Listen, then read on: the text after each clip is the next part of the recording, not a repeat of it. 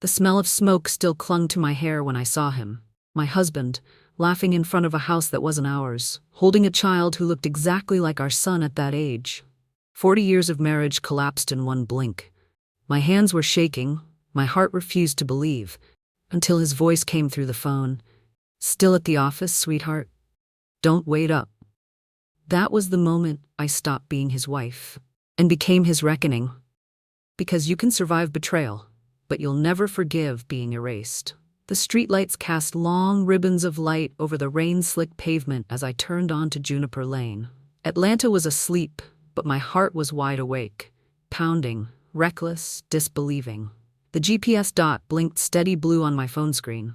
Adrian's car. The same Mercedes he drove to work every morning, parked now in front of a house that looked like it had been pulled out of a glossy lifestyle magazine. Deep cobalt walls, white porch swing, hydrangeas blooming under the eaves. For a few seconds, I just stared. 40 years of marriage held its breath with me. Maybe there was a logical reason. Maybe the app was wrong. Then the front door opened. A woman stepped out, barefoot, wearing a silk robe the exact shade of blue Adrian once said matched my eyes. She leaned against the doorframe, smiling down at something I couldn't see. A small boy ran into view, his hair dark and wavy, his laugh pure sunlight. He jumped into Adrian's arms. My Adrian. He lifted the child effortlessly, spinning him around in a dance I hadn't seen since Evan was that age. And then he kissed the woman. Soft, practiced, familiar. It wasn't a secret affair. It was a life. My vision blurred. The phone buzzed in my hand. A message from him lit the screen. "Still at the office, sweetheart? Don't wait up. Love you. Love me." I almost laughed, a raw, soundless breath that broke halfway out of my throat. Because the truth was finally here, gleaming cold and sharp like the blade I never knew I'd been carrying inside. I sat there until my fingers went numb against the steering wheel, watching the house breathe with a life that used to be mine. Lights flicking off, silhouettes moving across lace curtains, a bedtime story ending with a kiss on a child's forehead. When I finally drove away, it wasn't rage that filled me. It was clarity. The kind of clarity that doesn't shout, it whispers. It says this. When I woke up the next morning, the sunlight filtering through the blinds looked foreign, as if it had crossed a world I no longer belonged to. For 40 years, I'd believed my home was the safest place on earth. That morning, it felt like evidence. Adrian was already gone, of course. There was a note on the counter, written in his familiar slanted hand. "Morning meeting. Didn't want to wake you. Love you. Love. Again." He wielded that word like a shield, a bandage for the wounds he inflicted. I stared at the note for a long time before tearing it in half. I didn't cry. Not yet. Tears were for confusion, and I was done being confused. By noon, I was sitting at his desk, the one he insisted be our shared space. I had cleaned that desk for years. I knew every drawer, every pen, every file. Except one. The bottom drawer, the one that always stuck slightly when you pulled it, clicked open too easily this time. Inside, under a pile of financial reports and old receipts, was a small, matte black phone. No case, no stickers, no scratches. The kind of phone someone used but didn't live with. I pressed the power button. The screen lit up instantly. No password. It opened into a world I didn't recognize. Text messages, pictures, contact lists full of strangers. One thread stood out. Savannah. I tapped it, and the air left my lungs. Savannah. Aiden's fever broke. Grace finally slept through the night. That's a relief. Give them both a kiss from Daddy. Love you, Daniel. Always. Daniel. I scrolled back through the messages and the timeline unraveled like a confession. Birthdays, anniversaries, family trips, 12 years of a parallel life. I saw photos of him carving pumpkins, holding a baby wrapped in pink. In one, he stood on a beach with Savannah, both barefoot, wind in their hair, eyes soft with love. He told me that weekend he was at a leadership conference in Miami. The caption under the photo read, "Our forever begins here, Turks and Caicos." For the first time in my life, I felt like I was floating above my own body. Watching this woman, me, sitting there, reading proof that her husband was not two-faced. He was two men. Adrian Cole. Daniel Hartman. Two identities, two families, two worlds. The part of me that wanted to scream was silenced by something colder. Curiosity. I wasn't ready to confront him. Not yet. Before you destroy someone, you must first understand their structure, where they're weakest. And Adrian, or Daniel, had just given me the blueprint. That night, after he fell asleep, I opened his laptop. The password was still my birthday. That felt ironic now. He used me to protect his secrets. I didn't have to dig far. There were bank statements, spreadsheets, files labeled innocuously, consulting expenses.xlsx, client list.docx, tax returns Hartman.pdf. Hartman, the name Savannah had used. Every file was precise, professional, and clean. Too clean. He wasn't sloppy. He was brilliant. He'd built a second life not out of impulse, but architecture. I copied everything to a flash drive and slipped it into the pocket of my robe.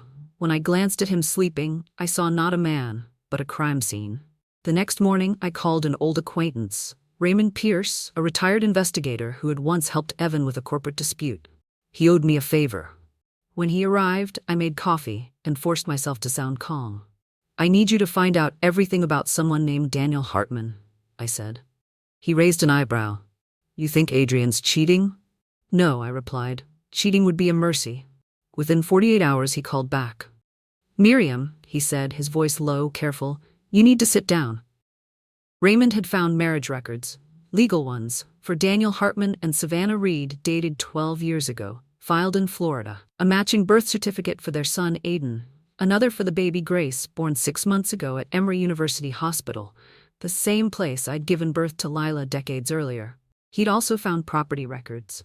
A house under the Hartman name in Atlanta's northern suburbs, a condo in Miami, a mountain cabin in Tennessee, all bought in cash. "Is it possible," I whispered, "that he married her while still married to me?" "It's not possible," Raymond said. "It's certain." That evening, I poured a glass of wine and stared at the framed photo of our wedding on the mantel. I didn't recognize the people in it anymore. I replayed every detail of the last decade, every business trip, every delayed flight, every canceled anniversary dinner. He hadn't been unfaithful. He had been faithful to another family. I thought of Savannah, the woman in the blue robe. She wasn't the villain. She was a victim too. Because in her story, I was the ghost. The wife who died years ago. Raymond confirmed it. Savannah believes Daniel Hartman's first wife died in a car accident 15 years ago. He even filed a death certificate. A death certificate. My own. That night, I vomited until I couldn't breathe. When I looked at myself in the mirror, the woman staring back was pale, hollow, but not broken. Not yet.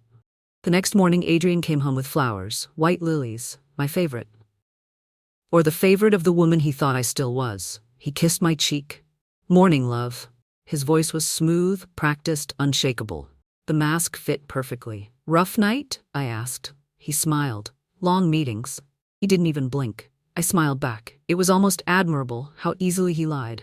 Almost. I told no one for a week. Then one evening I called Evan. "Can you come home?" I said simply. When he arrived, I placed the flash drive and the printed documents in front of him. His face hardened with every page. By the time he reached the marriage certificate, he looked up. "No longer my son, but my lawyer." "We're going to destroy him," he said. "Not yet," I replied. "He's not ready to lose everything. I want him to think he's safe." When Lila heard, she didn't speak for a full minute. Then she whispered, "He made us live in a lie." Her voice cracked. "I'll handle the press, Mom. When this explodes, I'll make sure he can't hide behind his name." Raymond helped me open a private file. Evan began freezing accounts, quietly, legally. Lila built a media timeline. We weren't a family anymore. We were an operation. Every night, I rehearsed my performance. Smiles, laughter, softness. The perfect wife returned. He believed it. Of course he did. After all, he'd built his life on believing his own lies. Sometimes, when he kissed me goodnight, I almost pitied him. Almost. Because I knew that soon, very soon, he would come home to find everything gone. His empire, his name, his legacy. And when that day came, I would look him in the eyes and say, "I'm not your ghost, Adrian. I'm the woman you buried alive." And I just dug my... The morning after I chose war, Atlanta felt newly mapped. Every streetlight, every lobby camera, every smiling concierge a potential witness. If part 2 was about waking up, part 3 was about choreography, timing, angles, exits. You don't topple a double life by accident, you script it. I started small. Rituals. I made Adrian's coffee the way he liked it, kissed him at the door, texted him photos of dinners I never ate. Trust is a muscle. I kept his flexed. At noon, I drove to the Orpheum, a vaulted restaurant that looked like a cathedral, learned to serve oysters. Adrian had proposed hosting our 40th anniversary there months ago. I called the events manager and upgraded the reservation. Private hall, projector, wireless audio. A short film, I said, palms open, widow sincere. A surprise for my husband. She smiled like a confessor. Of course, Mrs. Cole, we'll have a tech on standby.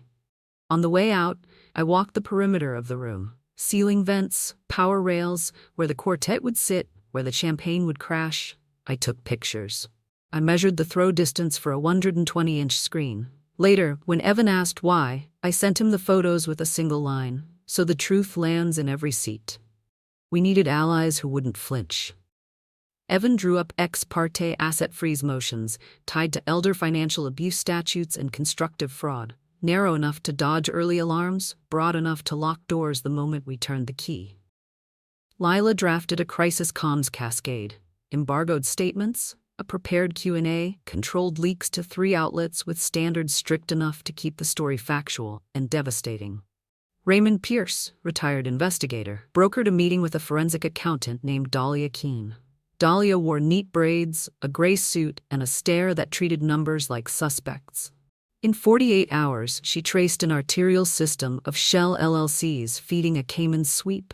Money skimmed from consulting contracts Daniel Hartman won using information Adrian Cole shouldn't have had. I called Patricia Cole, Adrian's sister. "He forged Mom's living trust," she said before I asked. "I could never prove it. Tell me where to sign." 2 days later, she produced the original will from their father's safe deposit box, the one that placed most assets in a grandchildren's trust with an independent trustee. Adrian's probate filings told a different story. Now we had a felony with a bow. Finally, Savannah. I stared at her number for an hour. In her timeline, I was dead. When I called, I chose honesty and restraint. "My name is Miriam Cole," I said. "I'm alive, and your husband is my husband." Silence. Then a breath that broke. I didn't ask for alliance. I offered protection for the children, and a path to separate herself from his crimes. She didn't commit. She didn't hang up. Sometimes that's enough. Adrian thrived on stagecraft. I gave him one. At dinner, I floated an idea as if it were an apology. What if we made our anniversary grand? Invite the partners, the board, the kids. His eyes brightened the way liars glow when the audience expands. A vow renewal? He offered. "Exactly," I said. "Let's make a film. Our story." He took my hand. "I'd like that." Behind my smile, a counter. 14 days. That night, while he showered, I placed a tiny voice recorder beneath the driver's seat of his S-Class, magnetized and invisible. I wasn't searching for romance. I wanted logistics, names, schedules, the vocabulary of guilt. In the morning, I slid on my wedding ring and told myself it was armor. The plan had 4 columns: legal, financial, narrative, legal. Evan filed to freeze the joint accounts at 9:58 a.m. on anniversary night, 10 minutes before dessert, triggered by a clerk who owed him a favor and a fax that wasn't a fax so much as a timed release. Patricia's affidavit accompanied a criminal referral on the forged trust.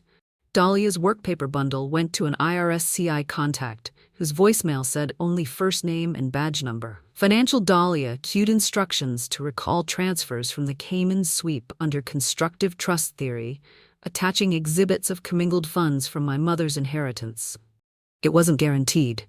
It was sharp. Narrative. Lila booked a quiet suite 2 blocks from the Orpheum and named the folder Sea Glass, for pretty shards that used to cut. She prepared 3 statements, before, during, after. When you control the verbs, she told me, you control the weather. Theater. My job, pull air into lungs once the room forgets how. I cut a 3-minute reel of our life, birthdays, vacations, our cheap first apartment, then spliced it with the raw material I'd gathered. Adrian, Daniel on a beach with Savannah, ultrasounds inscribed for the best dad, youth soccer footage where he shouts Jalen with a pride I recognized and didn't. The final slate was a title card, 40 years, 2 names. Under it, the audio, Adrian's voice from the recorder, she never suspects a thing. I exported 3 redundant copies and hid them like relics, one on a locked USB in my clutch, one ingested to the Orpheum's AV rack under M. Cole and a final, one airdropped to Lila's laptop. If a wire failed, the truth would still arrive. People think rehearsals are for words, they're for collapse. 3 nights before the dinner, I stood in my closet in a blood-red dress I'd chosen for its refusal to apologize. I practiced breathing while I pressed play on the track that would end our marriage. My hands shook. I let them. Then again. Less tremor. Again. Stillness. I practiced the first glance at Adrian when the room turned. I practiced not sprinting to the exit when shame tried to deputize my legs. I practiced the voice I'd use when I said, 40 years is a long time to be dead. When I could say it without tasting metal, I texted Lila, I'm ready. The recorder gave us patterns, names, Devon, Kendra, the Miami condo. Times, Wednesdays at 4 for youth soccer. Code phrases, Tokyo Project meant the Blue House, Leadership Retreat meant Savannah's bed. One clip was an accidental gift, Adrian on Bluetooth, braying laughter with a contractor named Holt. Paper's bulletproof, Holt said.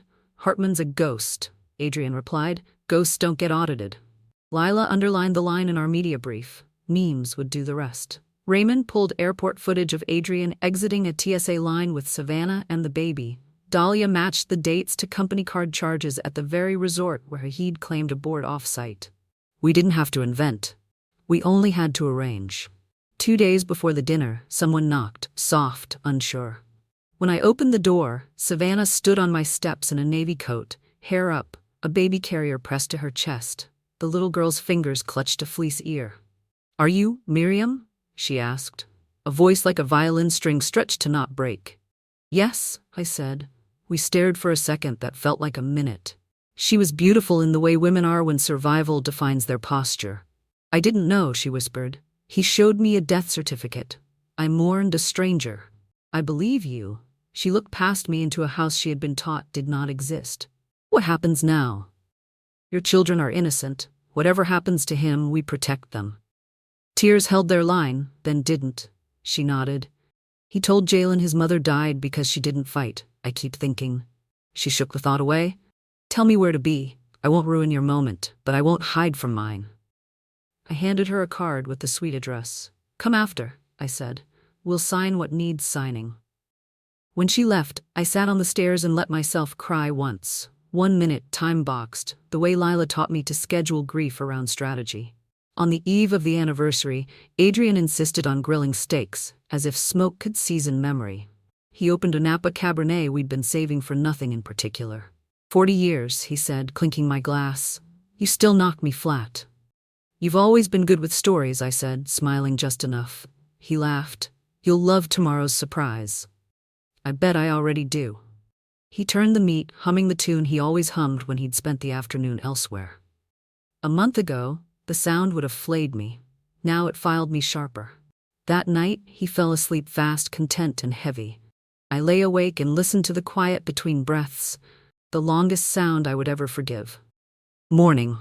PM. Evan delivers signed embargo packets to court clerk, files asset freeze orders to trigger at 9:58 p.m. 4:30 p.m. Dahlia sends referrals bundle to IRS CI and State AG. 6:45 p.m. Lila preps press brief. Embargo lifts at 10:15 p.m. 7:10 p.m. I arrive at the Orpheum to soundcheck the reel. Tech labels are input HDMI-A. 7:40 p.m. Guests begin arriving. String quartet cues Our Love Is Here to Stay. 9:20 p.m. Adrian toast. 9:30 p.m. I press play. I slid the blood-red dress over skin that remembered paintbrushes. I fastened my mother's diamonds at my throat, legacy resting exactly where breath begins. In the foyer mirror, a woman looked back who had learned how to build a stage and how to burn one. Hello, Miriam, I told her. Stick your landing. The Orpheum was already lit like a promise when we pulled up.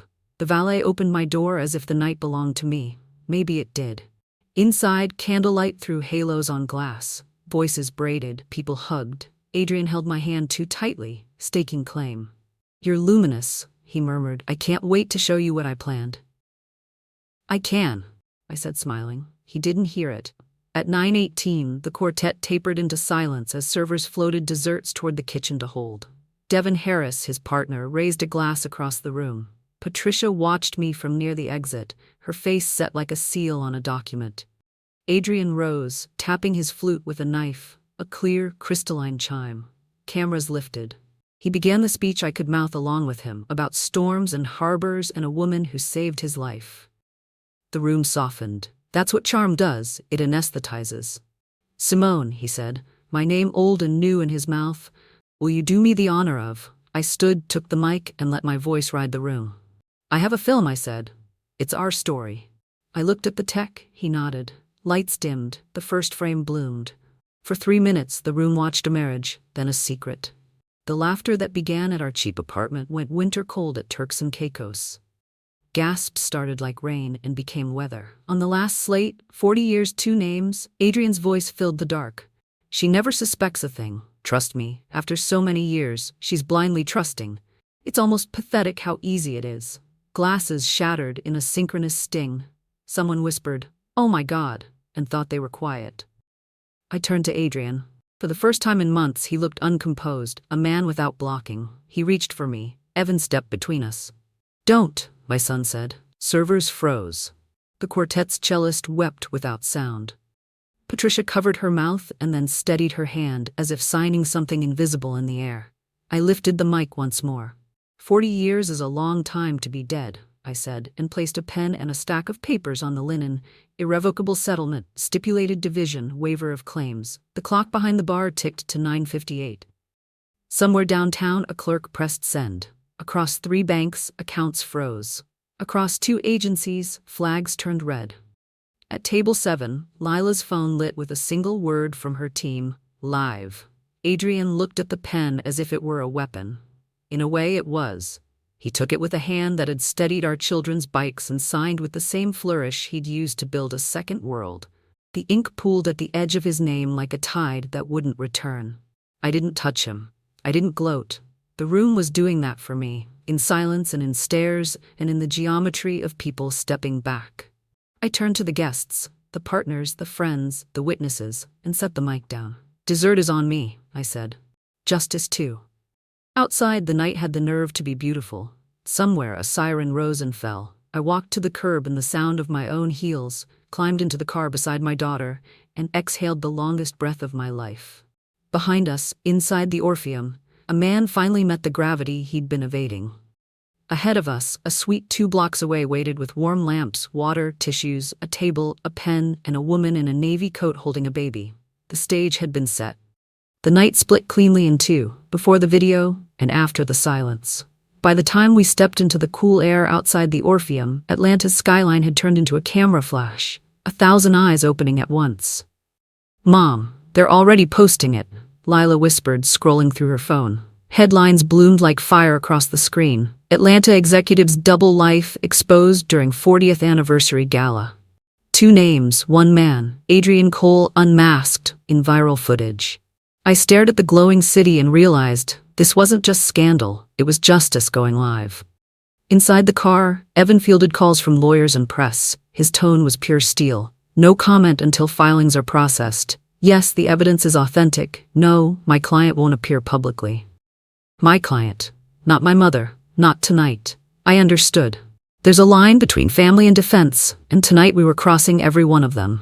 At 6 a.m., Raymond texted, "He's at the Midtown precinct, voluntarily surrendered." By noon, federal investigators had seized Adrian's office servers, while the IRS locked down corporate accounts. Cayman wires froze mid-transfer, hanging in digital limbo. Television anchors repeated my name like a verdict. Miriam Cole, wife of Adrian Cole, whose alternate identity, Daniel Hartman, has been confirmed by legal records. Every syllable sounded like freedom spelled wrong. That afternoon, I received a call, a number I didn't recognize. When I answered, I heard only breathing. "Then you didn't have to destroy me." His voice was small, rasped raw. "I didn't," I said. "You did." Then I hung up. 2 hours later, Savannah arrived at the suite. Grace asleep in her carrier, Aiden holding her hand, eyes wide with the confusion of children who've been told too many lies too soon. She looked older than she had 3 nights ago, less frightened, more finished. "I told Aiden the truth." "That," she said quietly. He cried, then he asked if you were mad at me. "I'm not," I said. "You were grieving a woman you never met. I was married to a man I never knew." She managed to smile, fragile, but real. "I want to protect the kids," she said. "He left everything in my name. I can't." "You don't have to. My lawyer will handle a trust. Half his assets belong to me legally, but I'll allocate a portion for them. They're innocent. They shouldn't pay for his deceit." Savannah nodded, eyes glistening. You're stronger than anyone I've ever met. No, I replied. I just ran out of fear. 2 days later, we sat in a small gray courtroom. Evan handled the motions with surgical precision. The judge, an older black woman with eyes that saw straight through arrogance, read the summary aloud. The court recognizes evidence of fraud, bigamy, identity falsification, and financial misconduct. The respondent, Adrian Cole, is hereby remanded to custody pending trial. He didn't look at me as they led him out in cuffs, but I looked at him. And for the first time in years, I saw the absence of power, the hollow where manipulation used to live. For weeks, the headlines wouldn't rest. Paparazzi camped outside the gate. Talk shows debated whether I was a hero or a vengeful ghost. Lila managed the narrative. This isn't revenge, it's revelation. An op-ed called me the quiet fury that toppled an empire. I didn't read it twice. Savannah moved into a smaller apartment closer to her sister. We met once a week, signing paperwork over coffee, 2 widows of the same lie. Aiden drew a picture once, 3 people standing under a sun, him, his sister, and Miriam. When I asked why, he said, because you saved us from the bad dream. I kept that drawing. A month later, Patricia showed up unannounced, holding a box of old photos. He stole these from Mom's house, she said. Figured they belonged with someone who remembers who we were. We sat on my porch, wine glasses sweating in the heat. She looked at me carefully. You know, he used to say you were too kind to survive him. I laughed softly. He was half right. Then she added, he's calling from county. Says he wants closure. I looked out toward the sunset. Closure's expensive. He can't afford it. 3 months later, the trial began. It wasn't dramatic like in movies, just quiet devastation. The prosecution laid out timelines, documents, tax evasion, marriage records. Savannah testified, trembling but steady. When they called me to the stand, the courtroom held its breath. The prosecutor asked, Mrs. Cole, why didn't you go to the police sooner? I said, because women like me are taught to wait until we have proof. And when I finally had it, I wanted him to see it too. The jury took 4 hours. Guilty. 5 years. No parole. The night the verdict came down, I went home alone. The house smelled of lemon oil and absinthe. I walked room to room, turning off lights like closing chapters. When I reached the bedroom, I opened his closet, removed the last suit, and left the hanger swinging, an echo of something that used to fill the space. Then I took the wedding photo off the wall and placed it face down in a drawer. Not out of hatred, out of mercy, the kind you reserve for ghosts. 2 weeks later, a letter arrived from Fulton County Correctional. The handwriting was neat, contained, the same way he'd written grocery lists. Miriam, I watched the footage again. I still don't know when I stopped loving you. Maybe it's because I never stopped loving myself more. If there's anything left of the man you married, he's sorry. I folded it once and burned it in the sink. Smoke rose like absolution. Summer arrived late that year. The city grew loud with cicadas and forgiveness. Savannah and I stood together on the Piedmont footbridge, watching Aiden throw paper boats into the creek below. Each one carried a word written in crayon. Truth, home, begin, light. He's healing, Savannah said. So are we, I replied. Aiden shouted, they're racing. We laughed, a sound neither of us had made freely in years. When we walked back to the car, Savannah stopped me. What will you do now? I smiled. Start painting again. Maybe Paris. She nodded, eyes bright. You'll be amazing. I already am, I said. That night, I stood on my porch, barefoot, glass of wine in hand. Fireflies blinked in the yard, 1,000 tiny witnesses to peace. For the first time in decades, the silence didn't scare me. It was mine. Inside, a canvas waited, blank, patient, forgiving. I dipped the brush in crimson paint and wrote the first word of my new life. The morning I left Atlanta, the air tasted like metal and rain. The city was just waking up, its skyline blurred by fog, its streets washed clean of my name. I packed light. A few dresses, my mother's diamond pendant, a canvas roll, and a letter addressed to no one. Savannah came to the airport with the children. Aiden handed me a paper plane covered in crayon lines. It only flies if you let it go, he said. I smiled, folding his small fingers around mine. Then let's see how far it goes. He threw it, and it glided for 1 perfect second, then vanished into the morning air. I waved until they disappeared into the crowd, then turned toward the gate. Boarding felt like forgiveness, quiet, unceremonious, and long overdue. Paris didn't welcome me with romance. It greeted me with gray skies, narrow staircases, and the smell of bread baking somewhere down the street. I rented a small studio in Montparnasse, one window, one sink, and walls that had seen better love stories. For months, I painted nothing. I walked the Seine, watched strangers live lives I'd never have again, and listened to street musicians turning heartbreak into harmony. Then one afternoon, I saw an old man sketching pigeons on the Pont des Arts. He wore a wool coat too big for him, his hands trembling slightly as he worked. When our eyes met, he smiled and said, in a soft French accent, "We draw what we cannot forgive." That night, I opened my sketchbook for the first time in years. My hand hesitated, then found rhythm again. Lines became faces, faces became memories, and soon, memories became release. 6 months later, I stood in the middle of a white room off Rue Bonaparte, staring at my first exhibition since everything. The sign outside read, "Portraits of Truth, Paintings by Miriam Cole." There were 16 pieces, oil and ash, memory and light. One showed a woman standing before a burning house, tears streaking through smoke. Another, a small boy throwing paper planes into the sun. And at the far end, the last piece, titled The Reckoning, a woman painting her own reflection, smiling at the scars instead of hiding them. Critics came. Strangers lingered. But the one who stood longest was a tall man with silver hair and kind eyes, Robert Lang, a retired literature professor who taught nearby. He asked if he could buy The Reckoning. I said no. He smiled. "Then have dinner with me instead. Some art you have to see in motion."